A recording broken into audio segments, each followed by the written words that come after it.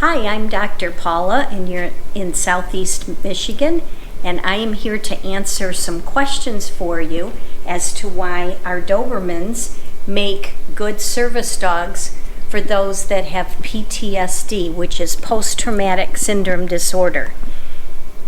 These are our two Dobermans. This is Abby, and this is Mercy. And I'll be answering some questions for you.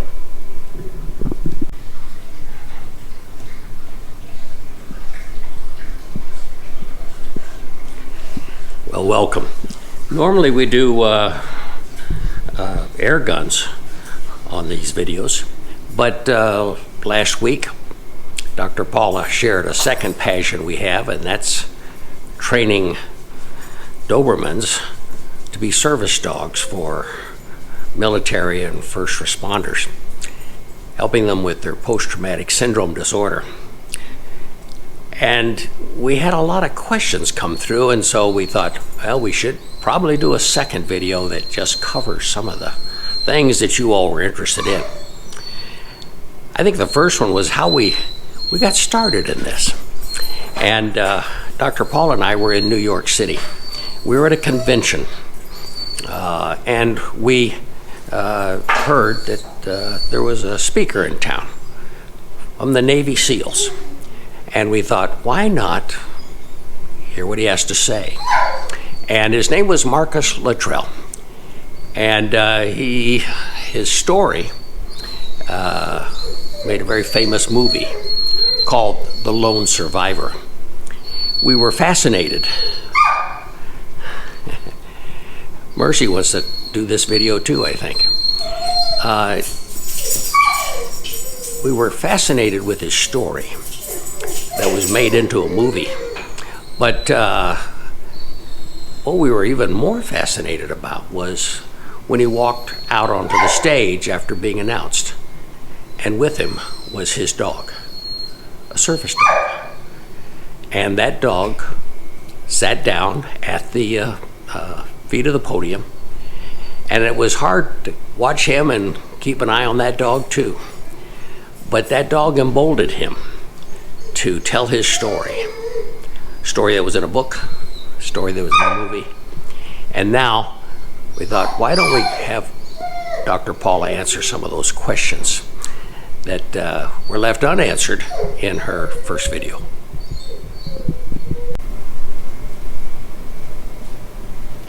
Well, if you heard in the beginning of this video, one of the Dobermans squealing this high-pitched squeal. We've trained our Dobermans not to bark and not to bite. But Mercy, a year-old Doberman, has decided to squeal when she wants attention. So we're going to have to start working on that one with her. Paula, some of our viewers just didn't know where Dobermans came from and from who. Well, the Dobermans came from Germany, from Mr. Doberman. He was the mayor, the policeman, he was the tax collector. He ran it all in that city.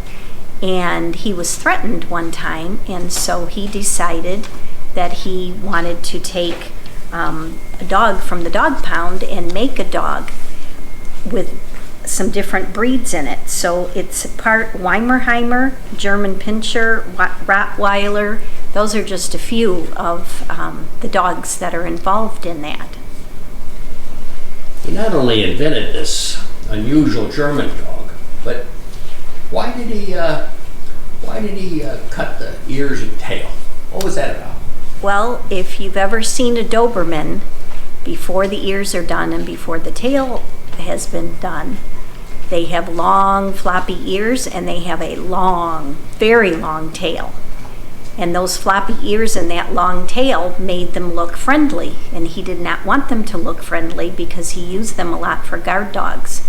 So he cropped the ears so that they stand up at attention, and he cut the tail so that you can't see the tail wagging, which means the dog isn't friendly. But if you notice real close, you can see the whole back end of the Doberman trying to wag his tail and wiggle. And while they were invented in Germany, is it legal today to cut the ears and crop the tail? Not in Germany. Germany does not allow that. What But about here in America? in America, we do. We allow that here in America. And we know of one vet that we take our dogs to, that's what he specializes in, is cropping ears. And we have taken our dogs there. He does about 1,000 of them a year. Okay. That cropping ears, I know there's 4 levels.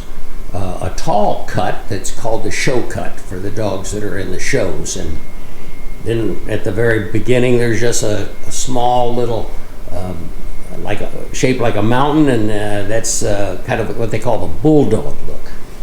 And that is a specialty too. Not all vets are surgeons, and so not all vets can handle cropping ears. So it is a specialty, and it's a skill that they have learned. So it's a little bit like real doctors. You have doctors, and then you have doctors who are surgeons. Okay. Why are Dobermans becoming popular today?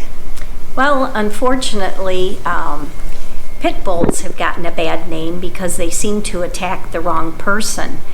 And the Dobermans kind of went out. There were a couple movies that were out that made the Dobermans look mean.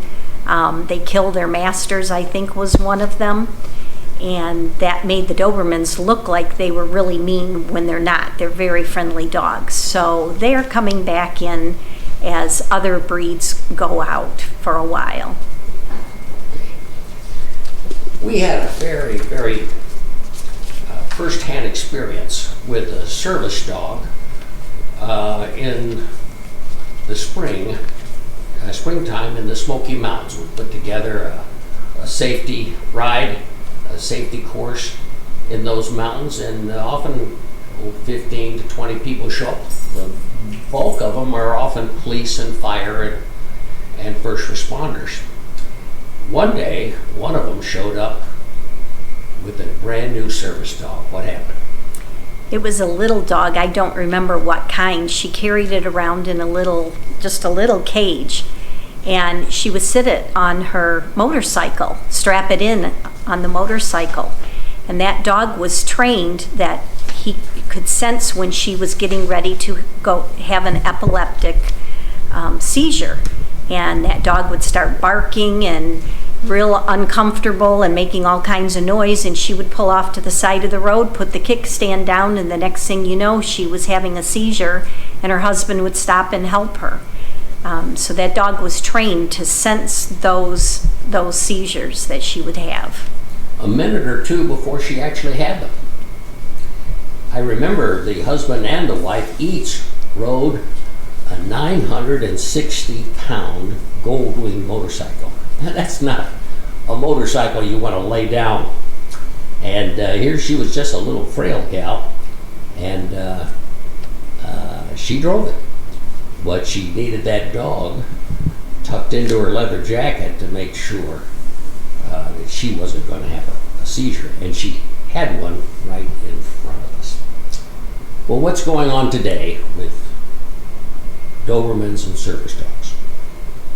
Well, we are training a lot of our dogs. We have several that have been used by some of the Army men or Navy men. In fact, one I believe is in Afghanistan.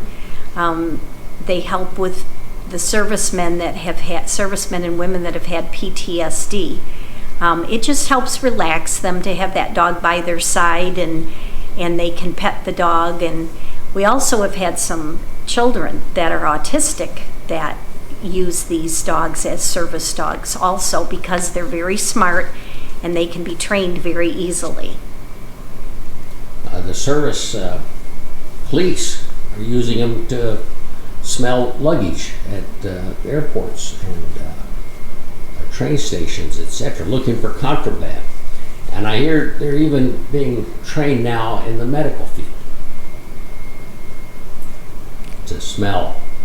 Yes, if somebody is a diabetic, they can sense when that person's sugar is going down or is going up, and they can alert their master that something is wrong, and that person knows right away that they need to test their sugar. So they're being used in quite a different, even cancer patients, they can sense if somebody has cancer in the patient. So they use a lot of dogs in the hospital, but they are using the Dobermans quite a bit also now too. And so there's training schools all over the United States. But you're training service dogs for a special task. What is that? Well, we're training our dogs for post-traumatic syndrome disorder for servicemen. We do that quite a bit. And you've been doing it for 8 years. How many dogs are out there? Oh goodness, probably over 100 dogs. Well, and all under this name, Paula's Puppies. Yes. Okay. Thank you.